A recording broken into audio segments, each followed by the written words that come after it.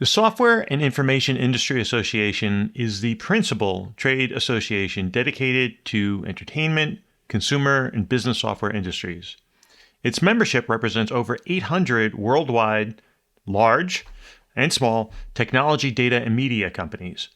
It provides opportunities for members to interact, share information. It's also, importantly for this podcast, very influential in representing their membership's interests in DC on areas of things like intellectual property protection, encryption, online privacy, electronic commerce, taxation, and educational technology. Paul Lekas is its head of global public policy, and he is right in the middle of it, working in DC, actively on the Hill with regulators, working globally across its membership, and he really has his finger on the pulse of what's impacting the interests of the software industry.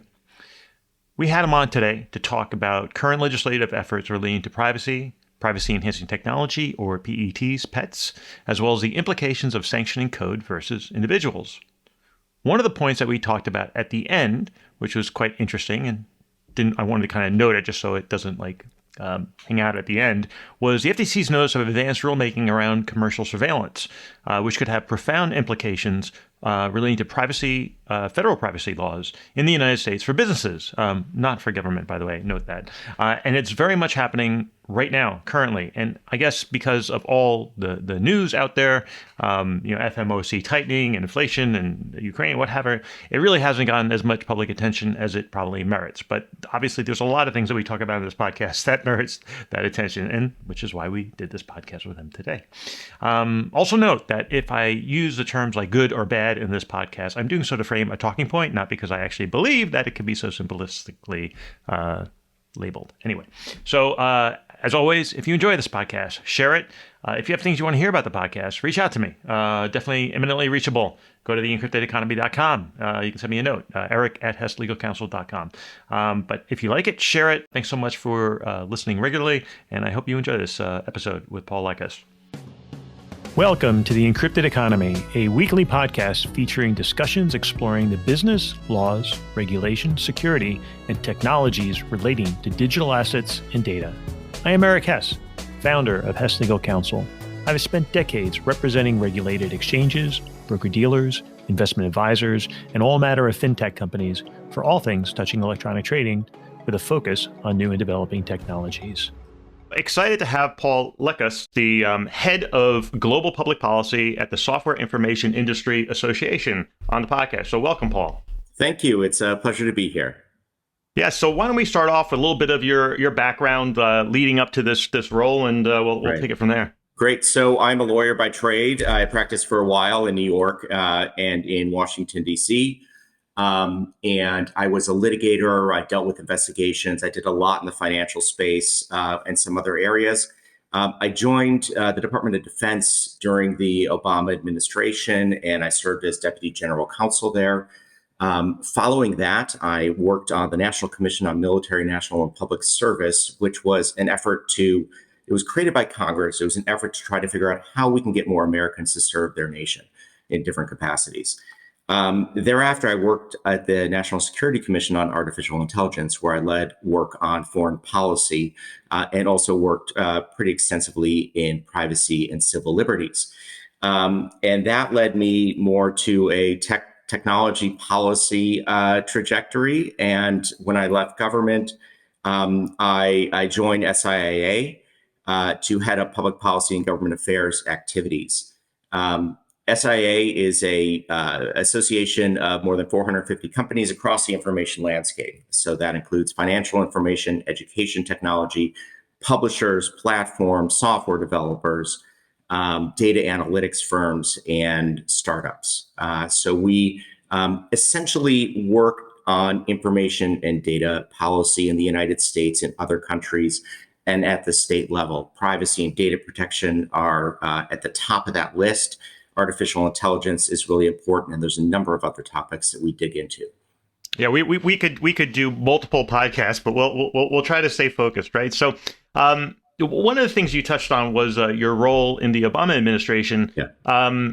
Just curious, as we start to talk about encryption, often it's said, well, Joe Biden as a senator was one of the biggest proponents of making encryption a defense secret and like making it illegal to export it. Like he effectively started the crypto wars. Now, in your time with the Obama administration and your time at the SIIA, do you think how do you think that view has either matured or not matured over the years? I know there's a lot of other policy questions, but how do you see it from an administration perspective? And this is not a political, it's just a directional question. Like how do you think that view on encryption has matured? Because at the time, it certainly seemed like it was very distrustful. It was seen as being, potentially very harmful if it would, widely disseminated and exported.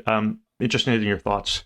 Yeah, no, that's a great question. I think that the view on encryption at the government level has definitely matured over the past decade.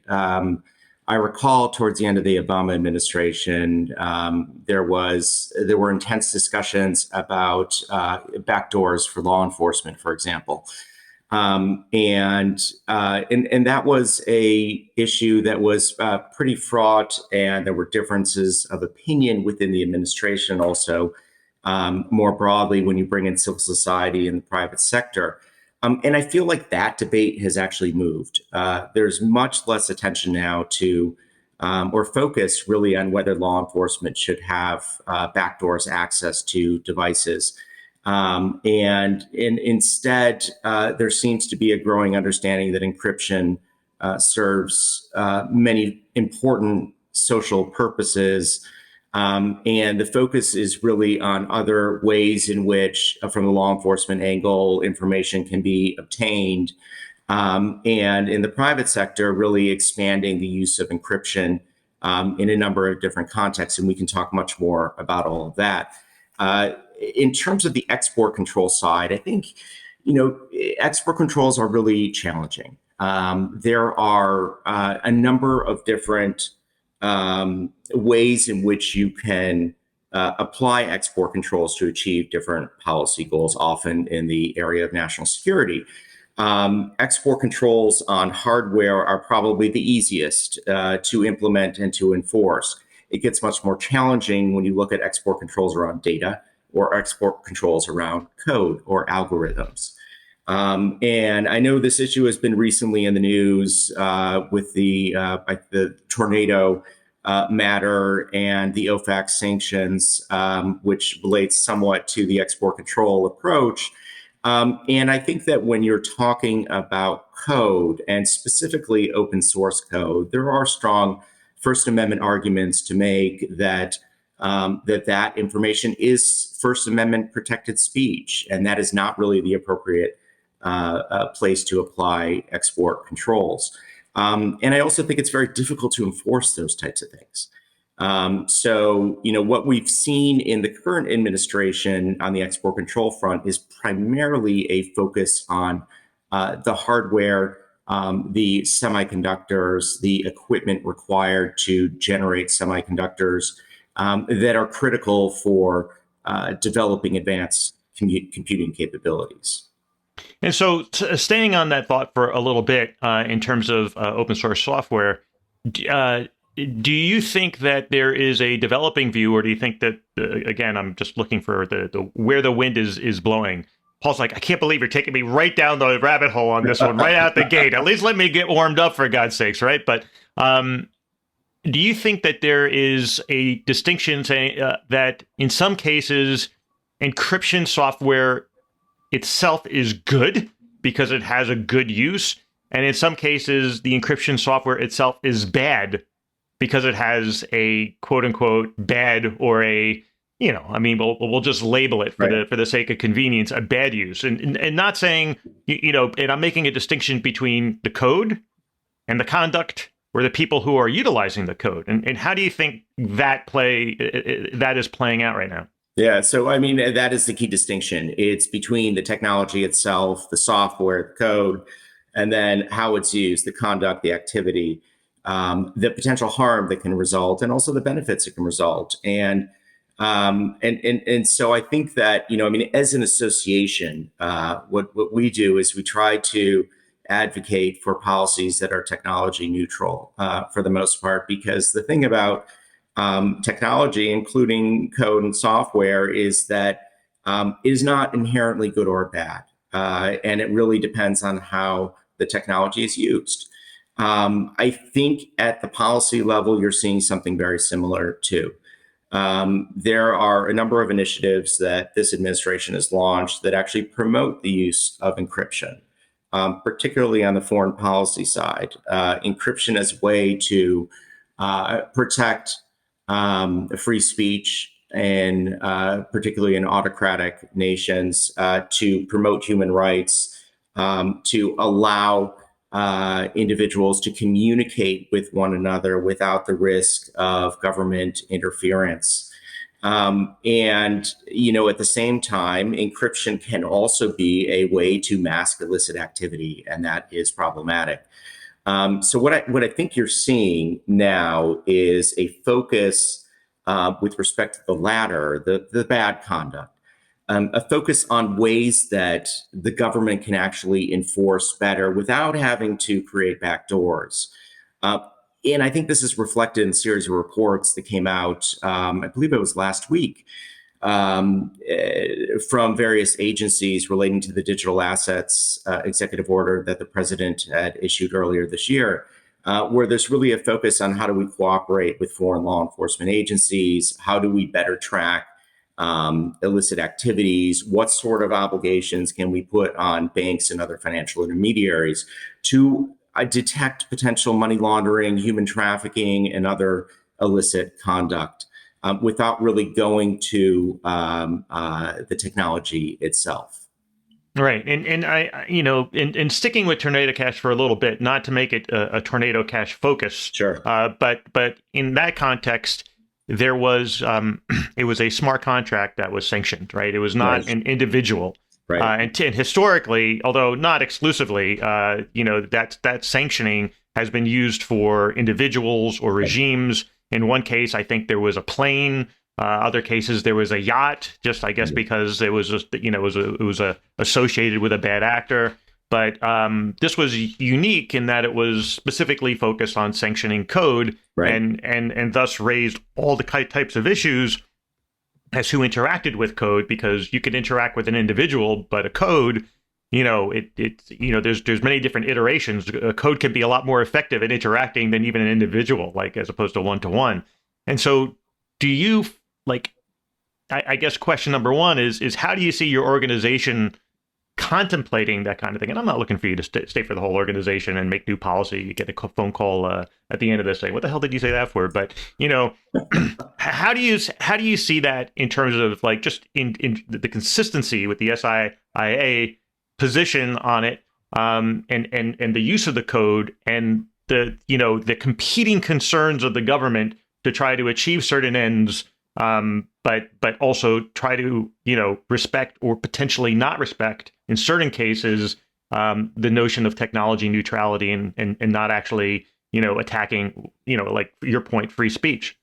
Yeah, that's a great question. Let me first speak to the general issue, which I found it interesting that Treasury issued a clarification after they initiated the action against Tornado Cash, and clarified that with respect to the open source code, it would not be a violation of sanctions laws to interact with the open source code itself in a manner that doesn't violate the other requirements. So in a manner that doesn't involve a prohibited transaction. And I think that's really important because it reflects potentially a recognition that open source code is something that should be protected and can be used for many other purposes, just like any other speech that is out there that is protected by our First Amendment. With respect to SIA, it's interesting because crypto is not an area that we have dug into. And that's because we are a member-driven organization, and our members have not directed us to really focus on crypto as an area yet. It is an area that we keep tabs on because it's becoming an increasingly important part of our economy. And something that we do have pretty established experience in is First Amendment and The First Amendment arguments around code, and specifically open source code, are fairly strong. And those are ones that we would definitely endorse and we feel comfortable coming out and speaking to. I don't think that we're going to issue any formal statements about this particular action just because it's in the crypto space. But it is important to emphasize that this is First Amendment protected speech. And that's something that is critical in other contexts to our members' business in lots of different areas. Excellent. So maybe we'll shift gears a little bit and talk a little bit about privacy enhancing technologies. Sure. And the U.S. government's role in that. Where are can you sort of help define where the U.S. government is sort of embracing pets and where the fears are in that embrace? So I think what we're seeing in the U.S. government is a very strong embrace of privacy-enhancing technologies. And it's a bit of reading tea leaves, but my sense is that the U.S. sees PETs as a way to achieve various goals that they've set out in the technology space. And that is largely on an international front, but also domestically. I think there is a growing sense, and you see this coming out of FinCEN, Financial Crimes Enforcement Network, and also the National Institute of Standards and Technology, and a number of other agencies that are working together, that pets can actually, pets as a category, include tools that can help to detect the sorts of things that we're talking about.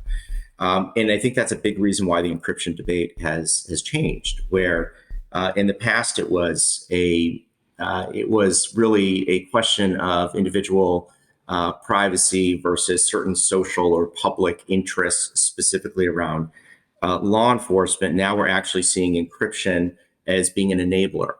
And so the privacy enhancing technologies that incorporate encryption, such as homomorphic encryption, are ways to actually do a much better job of trying to identify potentially illicit conduct.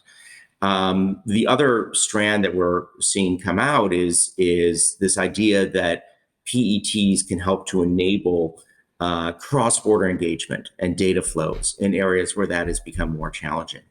And there's a number of trends that are underlying this, and then I'll get a little bit more to what we're seeing specifically in terms of government action.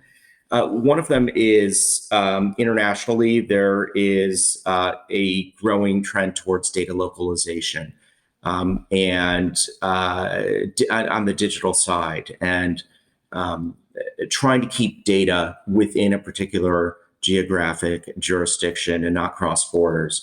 And so, PETs are a way to be able to make productive use of data when you're not actually able to view all of the content in that data, and using technology to generate results that can actually lead to actionable outcomes. There is certainly a lot of interest in the government in making use of pets in different contexts. I mentioned that there are many agencies involved. There's a interagency working group that has representatives from a number of different agencies that is looking at ways to advance the adoption of pets and applications for pets. Our organization has submitted comments and had held meetings with that interagency group, and I think that it is drawing a lot of attention. The interesting thing is going to be how is the government actually going to promote pets in a concrete way. We think there's a lot of room to do that on the FinCEN front. There's also room to incorporate pets much more into some of the international dialogues that are going on. We've seen recently that the United States and the European Union are looking to pilot some projects around pets. The United States and the United Kingdom have already launched a pets competition to try to develop innovative uses and applications of pets in different contexts that have socially beneficial uses. I think one of the important things to convey in this is that there are a number of pets that are quite mature. And so there's a lot of attention being paid right now to the research and the development of PETs But there are pets that are on the market. There are pets that are readily deployable. And what I hope we will see over the next 12 months is more attention to how we can actually get the pets out there to achieve some of the objectives that people have laid out. Excellent. So you think FinCEN is probably one where you'd see the most amount of coordination, possibly even cross jurisdiction. What are some of the other ones? Like what other agencies do you think are? I mean, so FinCEN has been looking at this for some time, a couple of years, probably more than that. And I think that is a very promising area because there's a lot of applications in the financial context. Healthcare is another. There's a lot of interest to how pets can enable more scientific research and social science research. And I think that will be a priority of the government, given the involvement of the National Science Foundations and NIST in these efforts. I think they really want to look at how they can incorporate pets to do better research around, healthcare outcomes and issues where the data that is relevant to the research is subject to heightened privacy protections, because pets can enable true anonymization of data in a way that can generate useful insights in ways that I don't think were really feasible from a technological point of view even 5-10 years ago. Right. Excellent. And let's sort of shift gears to legislation that might potentially weaken encryption, things that ostensibly have a social good, and like child pornography. How could you argue with that? But there's various bills that would have derivative impacts or knock-on effects. Right. Eliminating abusive and rampant neglect of Interactive Technologies Act, or EARN IT. How do you see those progressing? Has the dialogue changed? Is it more mature? Is it becoming hard to compete with the various desires to control that conduct? Yeah, that's a great question. The EARN IT Act is one that generated a lot of attention earlier this year. It's been around for a few years in different forms. The EARN IT Act is geared towards a really important aim, which is to reduce the amount of the access to the conduct related to child sexual abuse material, or CSAM. And I don't think anybody can really object to that objective. However, the EARN IT Act also contained some language that would say that the use of encryption, end-to-end encrypted messaging services and other forms of encryption could serve as a basis for liability on a interactive computer service that was hosting, most likely inadvertently, child sexual abuse material. And that generated a coalition that included civil society organizations and the private sector, really across the political landscape. Concerned that this would have a chilling effect not only on speech, but also on the ability to use advanced technology and software that can further enhance privacy in ways that are socially beneficial. EARN IT Act is interesting because it really encapsulates the challenge that we have when we're talking about the balance between the public good and individual privacy and individual freedom. And it did not strike a good balance. The EARN IT Act is not right now slated to proceed in any constructive form. But I think that this is a debate that we're going to be continuing to have in the ensuing years. And so, being on the Hill, obviously, you see sort of the different camps developing. Like, presumably, there may be politicians who just say, child pornography bad, and Internet Act tries to address it. And Right. that's, I don't want to be seen as supporting as not supporting something like Right. that. Or do you see, like, are there still the strong camps, or do you see more of is there more maturity in how people are addressing it? Like, in other words, understanding that even if there is a social good, there is a larger fabric for encouraging technology and facilitating and not, restricting free speech. Like, Yeah. where is I guess the question I'm asking is, there's always a pendulum, and the pendulum swings in different directions, and sometimes it straightens out at a certain point, and then you move on to the next iteration. Where are we in that pendulum? Mm. So I think that the pendulum has shifted a bit. And this is reflected in the law enforcement debate about encryption. And I think you can see it in the ERNAC debate. And one of the big changes is that there are more technological solutions today. So there are technologies out there and applications, and I think the advent of AI and machine learning has been critical to this, that have improved the capabilities of internet entities to actually detect this kind of harmful content. So content moderation, despite all of the discussion that we have around disinformation and misinformation, which we can go into for sure, but content moderation practices have evolved and are much more mature than they were, because we have technologies today that are much better at trying to detect harmful speech. And that includes child sexual abuse material, which it is already illegal to promote that kind and to host that kind of information. So I think what you're seeing is, a response that goes across the aisle, that goes across the non-governmental world, to include civil society organizations on the left and the right, and companies that are big companies and small companies that want to look at ways that we can achieve the same ends without these sorts of regulations that would impose potential liability. Now, I think that the pendulum, I think, is adjusting right now, because I don't know how well on the Hill there's awareness of how sophisticated some of the technology is.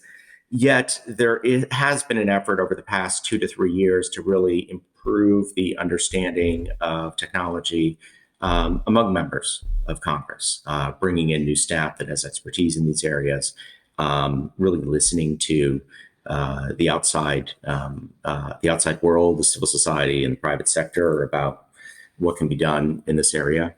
So I think that we're going to continue to see further debate here, and it goes directly into a number of other debates that are really ripe and it's sometimes heated right now around beyond CSAM, around content generally, and what type of content should be permitted, and what sort of authorities the internet providers should have to regulate the sort of content that appears on their media, versus what sort of restrictions the government wants to impose. Right. And I guess on that point, let's talk a little bit about privacy by design, Yeah. laws and regulations, and building encryption into that, where it could be mandated, right, or strongly encouraged, and Right. and where it may be strongly discouraged. Yeah, it's a great question. So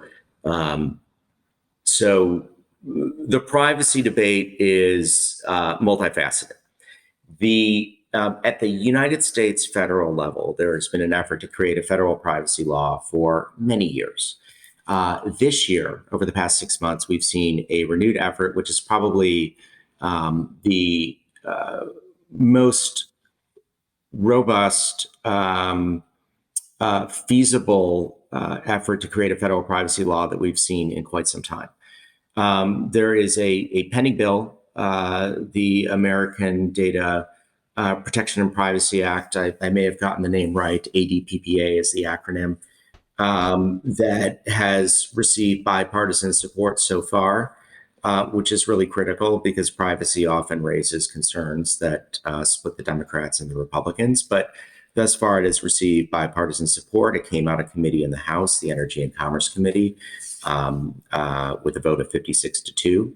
It is currently pending. There is a chance that it will be taken up after midterms. If not, it will probably be the template for a privacy bill that is discussed in the next Congress, which convenes in January. And the ADPPA contains provisions that would require data holders to minimize data. So a duty of data minimization. It also contains provisions requiring privacy by design. Now, these are concepts that are not completely fleshed out in the bill, but they do open the door to incorporating more advanced technological solutions to try to minimize the amount of data that is available, that is taken, that is collected and used in order to protect privacy, and also to build privacy into various systems that end up collecting user data and using and transforming user data into other uses and purposes. So I think there's a real opportunity here to incorporate some of the advanced technologies we've seen, including in the PET space, in order to try to minimize the amount of data that is collected. And also in order to be able to make productive use of data that is collected without revealing privacy protected material. And I think that's really critical. I mean, as an association, one of the things that we try to convey and support is that we have members that are working on a whole host, hundreds of different projects that are actually really beneficial for society in ways that we might not even realize. That's in the education context. That has to do with the financial systems, the financial services. It has to do with analyzing data. It has to do with helping the government and law enforcement, other capacities. It has to do with educating the public about different things. And the risk with a privacy bill is if it is not crafted well, it could restrict those productive uses. Yet, if the drafting is good and those companies are able to make use of some of these technologies, they can still provide those uses to public and private and individual, public and private entities and individuals without increasing the risk of revealing or using information that is very personal to people that people want not to share more broadly. So I think there's an opportunity here, and there's an opportunity really to talk about technological solutions to privacy that have been long contemplated by the law, but have not been feasible or truly realistic until the current wave of technological advancement. That part of the conversation hasn't happened so much, but I think that it is a conversation that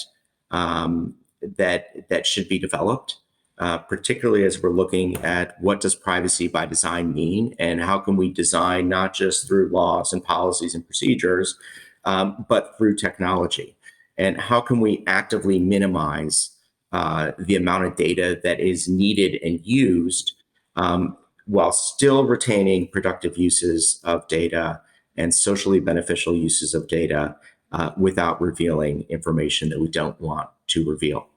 I will say there's a lot of work being done in those spaces behind the scenes, but in terms of the public debate, that hasn't really been in the front. And how does that integrate with sort of the FTC regulation of things like commercial surveillance, which is, I mean, I guess privacy by design and commercial surveillance, you know, it's a quote unquote commercial surveillance FTC regulation. Maybe you could expand a little bit on that and how the definition or interpretation of commercial surveillance feeds into a privacy by design debate. Yeah, no, it's a really good question. The FTC has been fairly active. The FTC has issued a request, more than a request for information, an advance notice of proposed rulemaking. It they're seeking input from the public relating to commercial surveillance and data security in order to potentially advance a formal rulemaking and ultimately create rules around privacy and data security in the absence of federal law that governs privacy and data security in a holistic manner. Now, that process may be put on hold if legislation in Congress does move forward. Legislation that would give the FTC specific authorities to develop rulemaking in certain spaces. There are lots of questions about whether the FTC has the requisite authority to do what it wants to do here. That aside, the FTC is the advance notice of proposed rulemaking, the ANPR that they issued, is quite expansive. It includes 95 questions to the public. Some of them relate specifically to privacy, some relate to other things, and it is all within this rubric of commercial surveillance. Commercial surveillance is a term that they define fairly broadly to mean essentially any gathering of information and use of information by companies. So it applies largely in the digital space. That's where you see information collected at scale. And I do take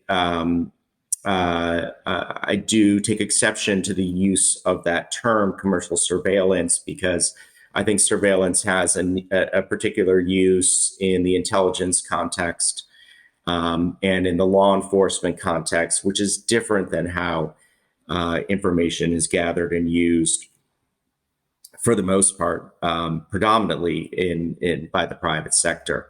So I think it has a connotation that is negative when there are really a lot of ways in which information is gathered and used in socially beneficial ways and used in ways that benefit individuals and consumers.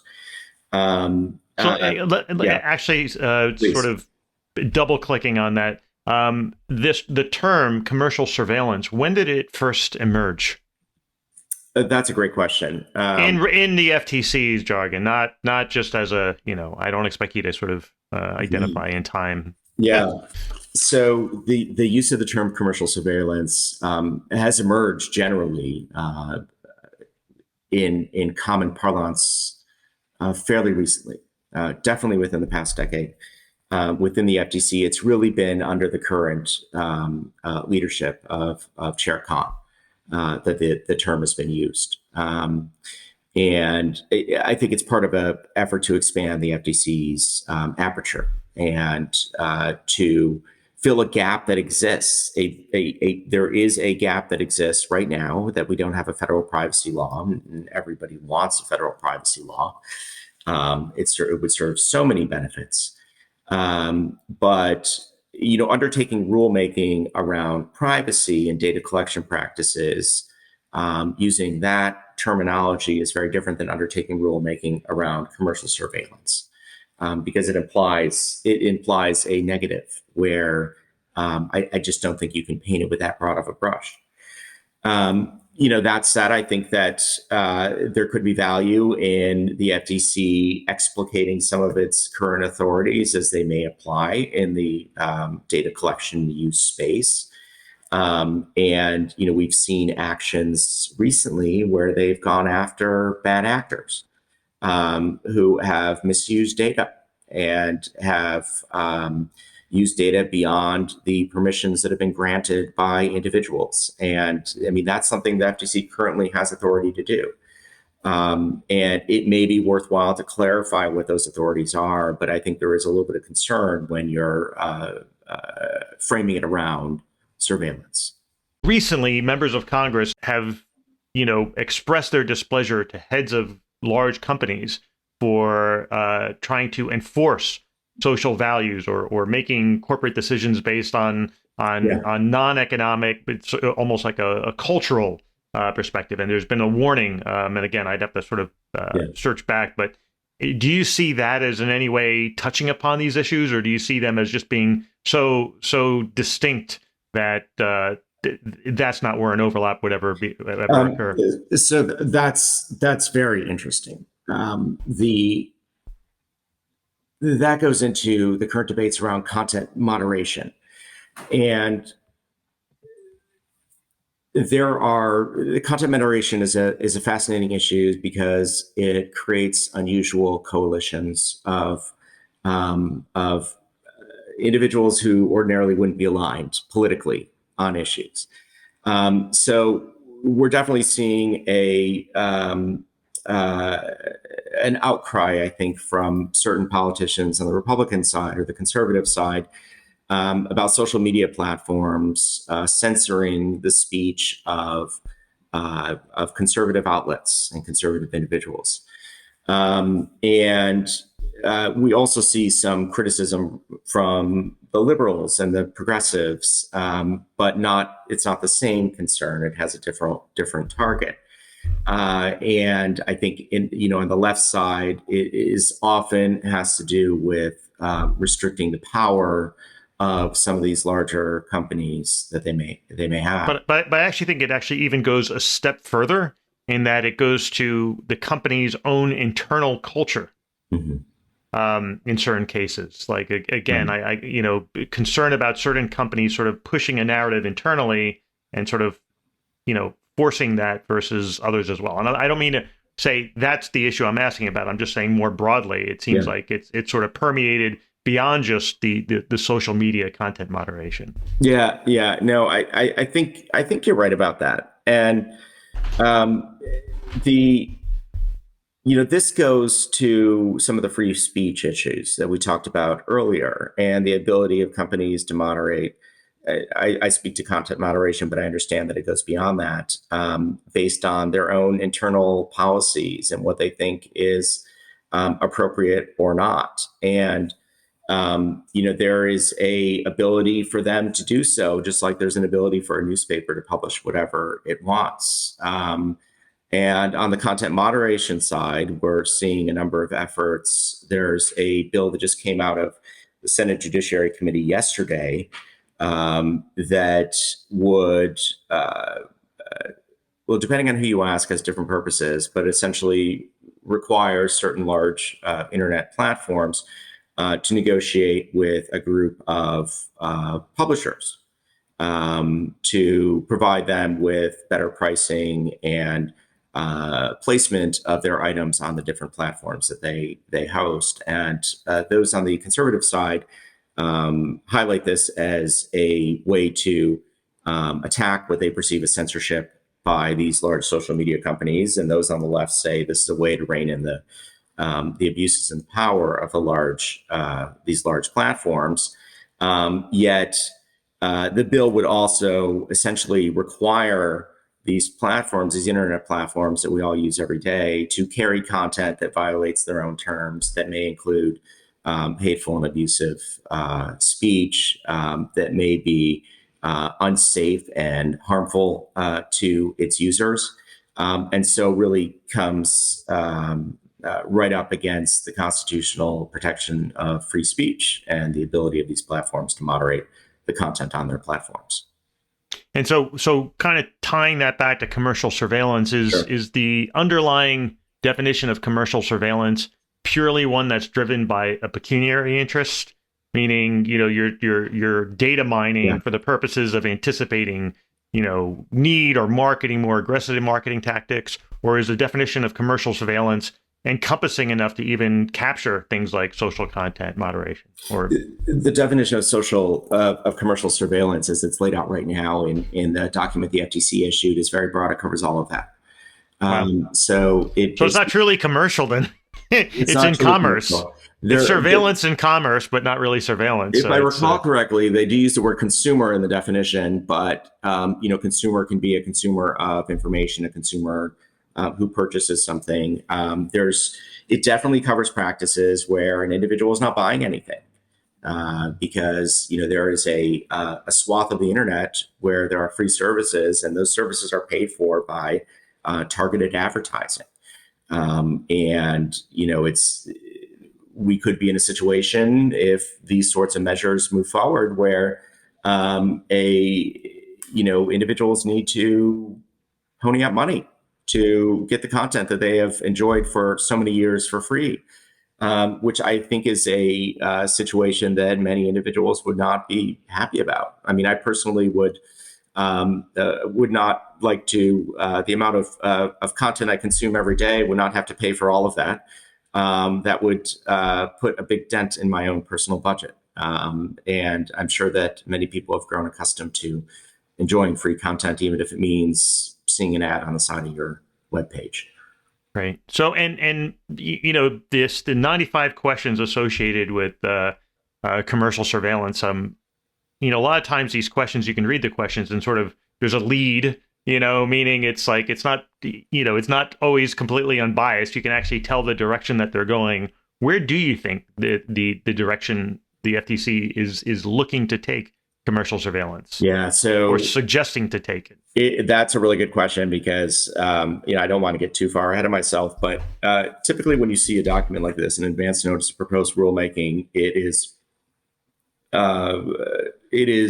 designed around the contours of a rule.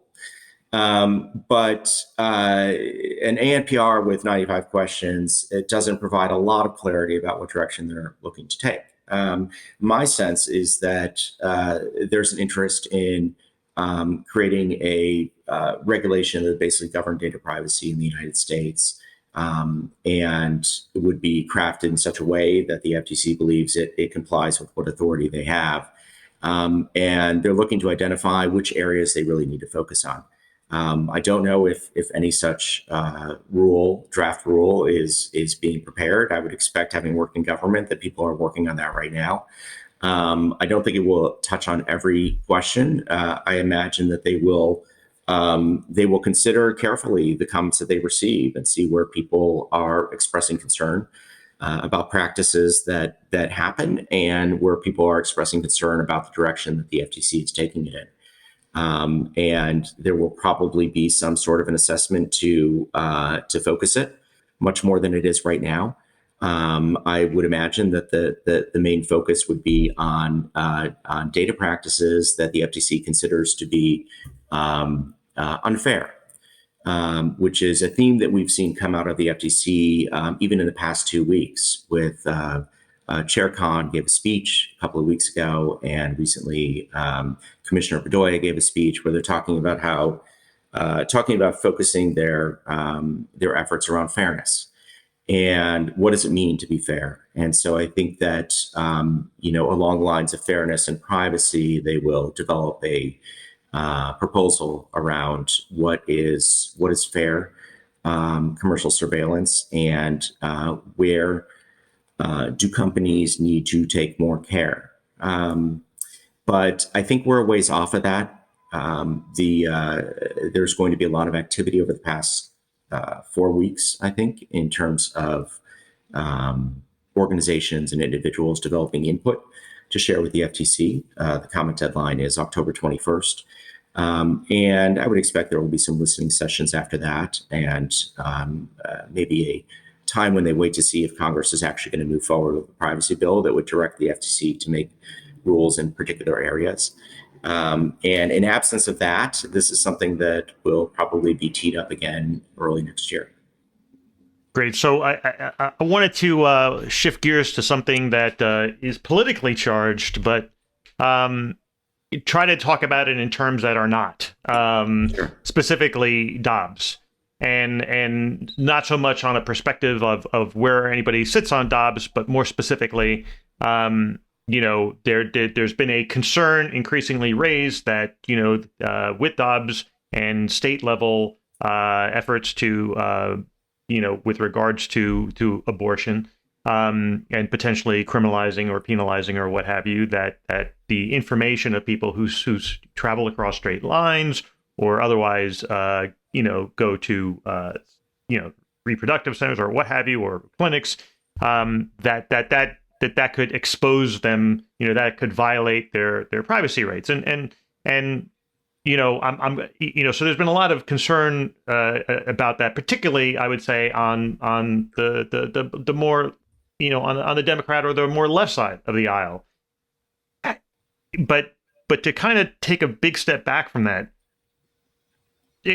frame it for me in a way that it's more bipartisan. Like how does like particularly a practitioner in this space, addressing these issues? I imagine like the last thing you really want to do is start lobbying across the hill for encryption or privacy and talking about the benefits of it, and then come into somebody's office and just lead off with something like that. It's like, particularly if you're talking to somebody who's centrist or on the Republican, it's like, does this frame beyond being a purely partisan issue, or does this actually create more problems in terms of trying to get sort of consensus on federal regulation and privacy? Yeah, that's a great question. I think with all of these issues, this is an approach that I take. This is an approach that my association takes as well. Is we want to be bipartisan wherever possible, and we don't want to take sides of the Democrats or the Republicans, the liberals or the conservatives, even if some issues tend more naturally to one side or to the other.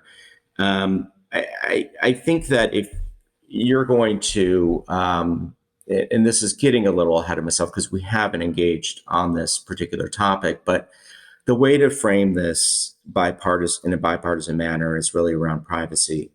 And you can conceive of situations where those aligned with the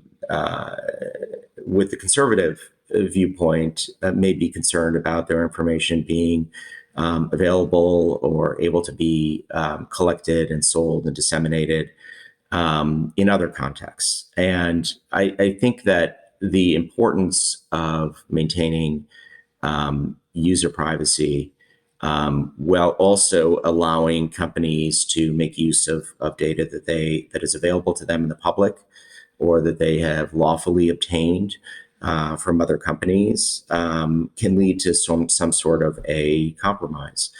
What you're seeing in Dobbs is certain states are taking action to try to protect information that could lead to potential harms to individuals. And you're also seeing some of the companies that have access to the information that is relevant here taking own internal steps. Most likely that is what we're going to continue to see. We're probably not going to see Congress, in the short term at least, enact any legislation that would address the situation that we're seeing. But I think if you do want to generate a compromise, privacy is the first place to go. Privacy is an issue that conceptually has a lot of support among Democrats and Republicans. And you've seen that in the current debate around the ADPPA that has generated support from prominent Republicans and prominent Democrats. Democrats and Republicans want a federal privacy bill that protects individuals and individuals' data. So that's the way I would approach it, is that, if somebody is if you're speaking with a politician who is not opposed to the ability of private groups to get access to information and do whatever they may do with that information, it is framing it firstly around the concept and then developing the concrete scenarios where this may lead to bad results. The status quo may lead to bad results for the sorts of issues and constituents that individual represents.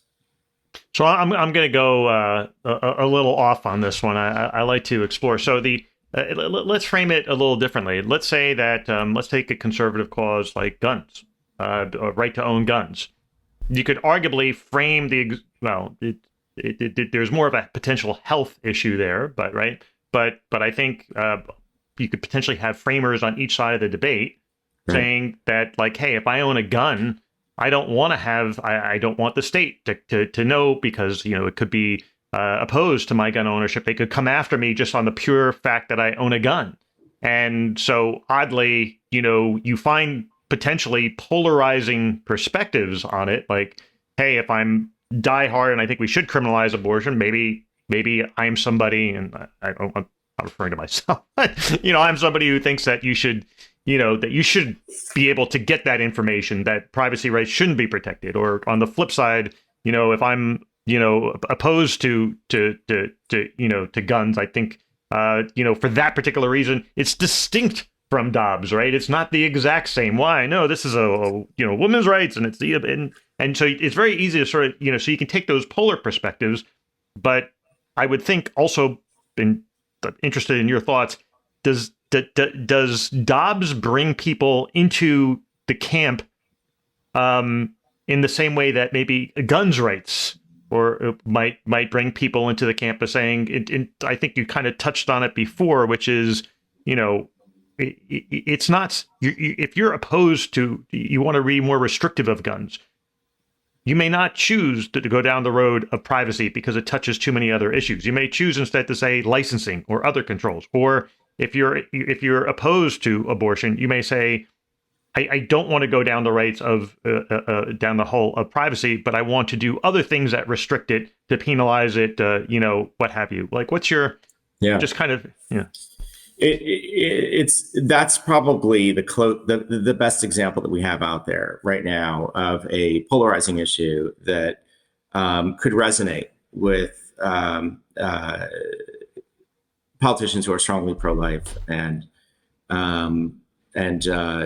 supportive also of some of the efforts that we're seeing right now among civil society groups and NGOs and individuals is really the gun issue. I mean, I think there are distinguishing factors between the gun issue and abortion, there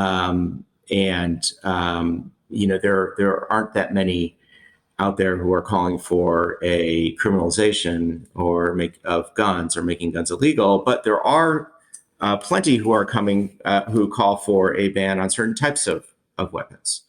And so you could see a group mobilizing from that perspective and targeting individuals who have purchased, military-style assault rifles. And, in that case, I think that you would see, I think that kind of an example would resonate. And that, the privacy interests are very similar there. And people would want to, so long as they're doing something that is permitted, not be targeted for their own personal choices. Right. So, so any other topics that we haven't touched on that you think are particularly hot that we should, talk about before we I mean, I think that this whole area is completely fascinating, and it's just getting so much attention right now. And I am very interested in the interplay of technological solutions with the social goals that we have around privacy and data protection, and really elevating that conversation. And to go back to something we started with, I think that the encryption debate has changed in the past 7 years or so. I think there is much more support for encryption and an interest in looking at creative ways to, by public authorities to try to address the concerns that they had previously raised pretty strongly with respect to encryption practices. So I think as the area continues to evolve, we're going to see much more attention in the space. And, I look forward to following it and engaging on it. Yeah, I mean, I think one thing that comes out is it's probably the best opportunity for ensuring that this doesn't get, politicized, is to continue to try to encompass both sides of the aisle. Otherwise, like if you say, hey, it's right here and it's wrong there, now all of a sudden you're going to have a very difficult time bringing it back to sort of some core central privacy themes. So, that's a good point. Like, we need to be bipartisan in what we're trying to pursue. And politics is quite partisan right now. Yeah. I mean, everyone knows that. I don't need to say it, but I have this idealistic belief that we can find bipartisan solutions to a lot of challenges, and they may not be perfect. But I think that we need to be proactive in this space. As a nation, we are behind where we need to be. We are falling behind the European Union in terms of monitoring and regulating the digital world. We are letting other nations take the lead. There is that foreign policy or national security aspect to it. We have a strong interest in being a model for other nations. We generate more technological advances than any other nation. The innovation climate here is incredibly strong, yet we're very behind when it comes to setting out societal expectations and guidelines. And I think there's a real opportunity to do more there, and it's bipartisan. It is something that Democrats and Republicans can both latch onto. Excellent. Well, thanks so much for coming on the podcast. If people want to learn more about what you do, where can they find you? Great. It's been a pleasure to be here. Thank you, Eric, for inviting me. You can reach me by email, plekas@siia.net. Excellent. Do you do social media stuff as well, or the SSIA particularly active? I'm on LinkedIn. I am passively on Twitter. I have an official Twitter account that I use, which is SIIA Policy. And so if you want to follow us, that's the place to go. Excellent. Well, thanks again. It was great to have you on. Thank you, Eric.